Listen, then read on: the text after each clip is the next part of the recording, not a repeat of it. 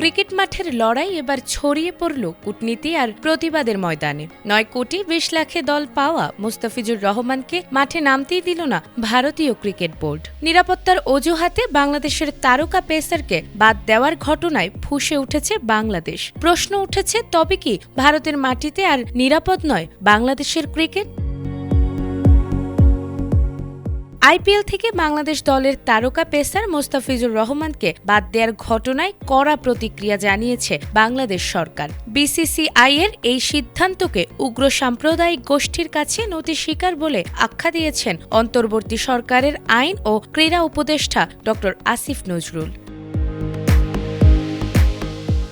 শনিবার রাত 11টার দিকে সামাজিক যোগাযোগ মাধ্যম ফেসবুকে দেয়া এক দীর্ঘ স্টেটাসে তিনি বলেছেন, বাংলাদেশের একজন চুক্তিবদ্ধ ক্রিকেটার যদি ভারতে নিরাপদ না হন, তাহলে সেখানে পুরো বাংলাদেশ দল কিভাবে আন্তর্জাতিক টুর্নামেন্টে অংশ নেবে সে প্রশ্ন এখন অত্যন্ত গুরুত্বপূর্ণ।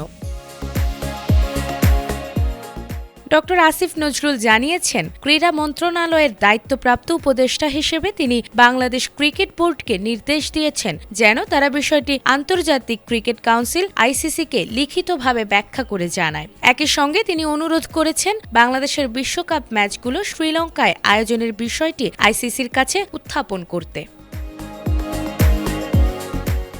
এখানেই থেমে থাকেননি ক্রীড়া উপদেষ্টা। তিনি তথ্য ও সম্প্রচার মন্ত্রীকে অনুরোধ জানিয়েছেন বাংলাদেশে আইপিএল খেলার সম্প্রচার বন্ধ করার বিষয়টিও বিবেচনায় নিতে।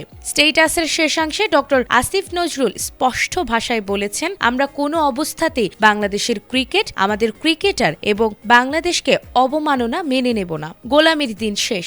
এদিকে সাম্প্রতিক এই ঘটনার প্রেক্ষিতে বড় সিদ্ধান্ত নিতে যাচ্ছে বাংলাদেশ ক্রিকেট বোর্ড বিসিবি। রোববার আইসিসির কাছে আনুষ্ঠানিক চিঠি পাঠানোর সিদ্ধান্ত নিয়েছে বোর্ড।